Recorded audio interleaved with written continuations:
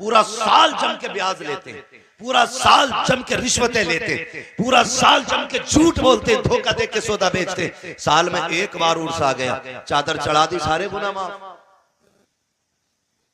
ये चादर मजार पे डाली है या अपने पापों पे डाली?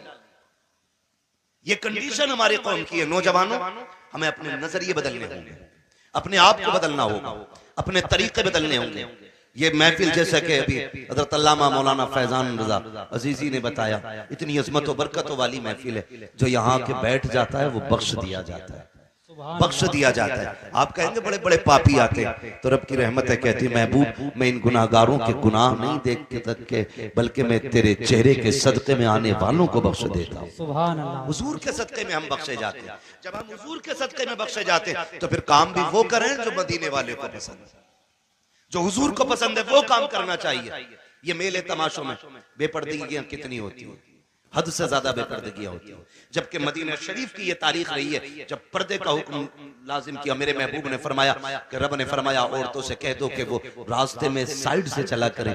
तो मदीना शरीफ की ये तारीख रही, औरतें इतनी दीवार से चिपक के चलती थी कि उनके बाजुओं से कपड़े घिस घिस के फट जाया करते थे। आज क्या हाल है मुआशरे का?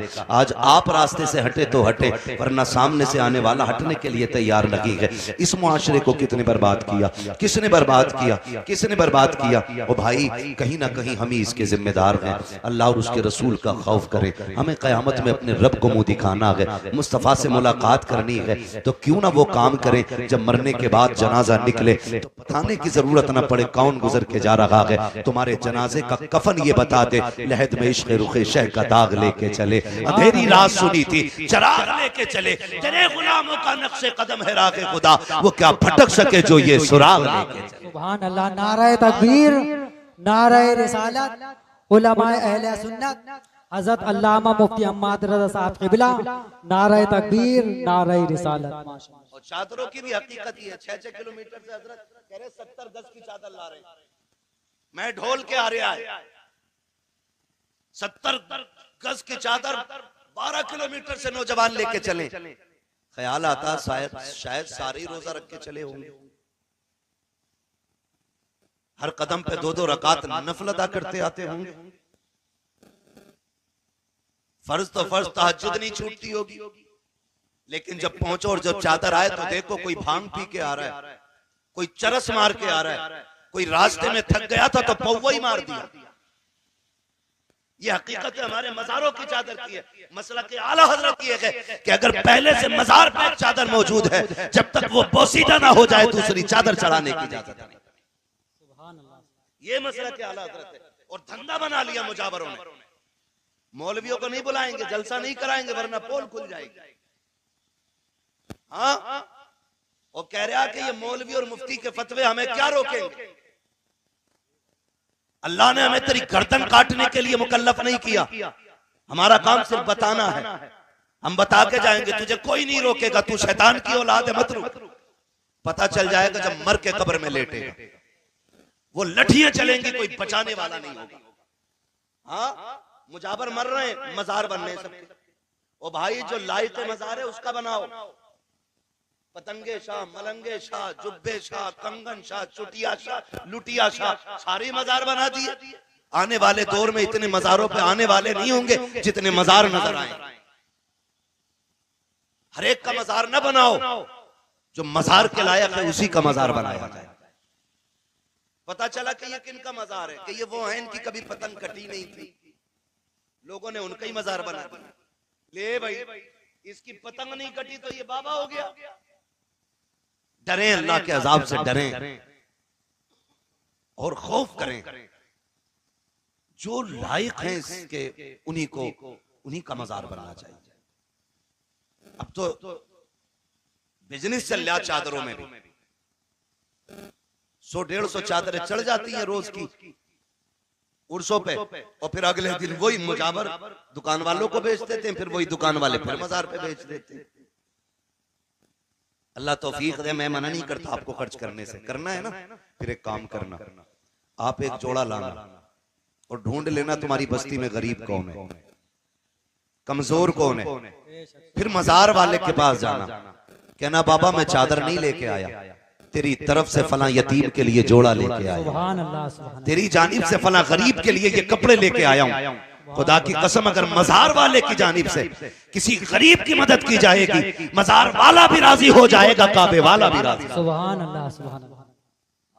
लेकिन अब तो मामला ही कुछ और है, मामलात ही बिगड़ते जा रहे हैं, बदलते जा रहे हैं। अल्लाह वालों की जानिब से लोगों की मदद करो, उस पे अल्लाह वाला राजी होगा। सरकार बगदाद का नाम सुना है गौसे पाक का? सुना है? बोले सुना है?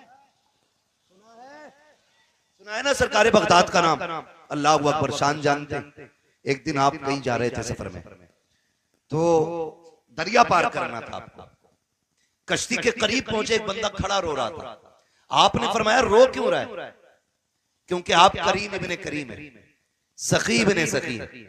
जब नाना ने आंख में आंसू नहीं देखा तो नवासा कैसे देखते? सुभान अल्लाह। कहने लगे किधर जा रहे हो, कैसे खड़े? उसने कहा हुजूर दरिया पार करना था, लेकिन किराए का पैसा नहीं था, कश्ती वाले ने मुझे उतार दिया। आप वहीं रुक गए।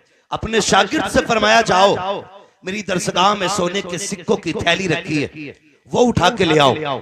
आपने वो थैली मंगाई और उस कश्ती वाले को बुला के फरमाया ये सिक्के रख ले। उसने कहा हुजूर किस लिए? फरमाने लगे आज के बाद अगर कोई दरिया पार करना चाहे और उसके पास किराया ना हो ना, तो अब्दुल कादिर जिलानी के पैसे से उसको पार करा दिया। सुभान अल्लाह, सुभान। ये अल्लाह वालों के नजरिए होते हैं। ये नहीं है गर्दन झुकाई दे 500 रुपए बाबा लेगा।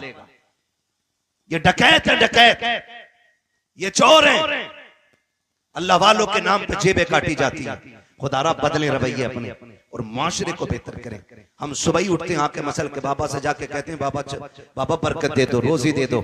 ओ भाई सबसे पहले उठ, अपने बाप की खिदमत में जा, उसके कदम चूम ले। खुदा की कसम तू कहे या ना कहे, अल्लाह तेरे रिस्क में बरकतें अता फरमा दे। बाप रो रहा है और बेटा अगरबत्ती लगा रहा है, बाप रो रहा है, बेटा चादर चढ़ा रहा है। अम्मा कह रही है ये देख ये सूट कई कितने साल पुराना है, इसमें इतनी जगह से पैबंद लग गए, अब कोई नया खरीदवा दे। तो अम्मा के खरीद, अम्मा के लिए एक सूट नहीं हमारे पास, और चादरें चढ़ाने के लिए 300 रुपए, 900 रुपए, 1100 रुपए मौजूद है। तुम्हें क्या लगता है माँ को रुला के जाओ, मजार पे चादर चढ़ाओ, इससे अल्लाह राजी हो सकता है? नहीं। महबूब अलैहिस्सलाम ने ऐलान जिहाद फरमाया। एक सहाबी हुजूर की खिदमत में आ गए। आका करीम फरमाते कहां से आए हो? या रसूलुल्लाह फला गांव का रहने वाला हूं। मेरे नबी ने फरमाया बता पीछे किसे छोड़ के आया है? कहते या रसूल अल्लाह माँ बाप छोड़ के आया हूँ। कोई और भी है? कहा नहीं आका। कहा किस हाल में छोड़ा है? कहा या रसूल अल्लाह मैं उन्हें रोता हुआ छोड़ आया हूँ। आका ने ये बात इसलिए छेड़ी थी क्योंकि मुस्तफा देख रहे थे जब वो घर से चला था, आका देख रहे थे जब वो घर से आया था, और सरकार देख रहे हैं, इसलिए बरेली के इमाम ने कहा है और कोई गैब क्या तुमसे निहा हो भला, जब ना खुदा की छुपा तुम पे करोड़ों दुरूद। आका करीम फरमाते हैं किस हाल में छोड़ा है? या रसूल अल्लाह उनकी आंख में आंसू थे। कहा उन्होंने रोका? कहा जी रोक रखे थे। फिर तूने क्या कहा? कहा अम्मी जान मुझे हुजूर की खिदमत में जाके शहीद होना है, शहादत का रुतबा लेना है। आका फरमाते जा वापस चला जा, जिन माँ बाप को रोता छोड़ाया है उन्हें जाके मुस्कुराहट दे दे, अल्लाह तुझे इसी में शहादत का सदका, शहादत का सवाब अता फरमा दे। सुभान अल्लाह, सुभान अल्लाह। सोचो तो सही, हुजूर फरमाते जंग लड़ने शहीद होने से बेहतर यह है कि तू अपने माँ बाप को जाके उनके लबों पे मुस्कुराहट दे दे। अगर आप ये चाहते हैं अल्लाह और उसका रसूल राजी हो, तो चादर से ज्यादा जरूरी है माँ के सर का दुपट्टा।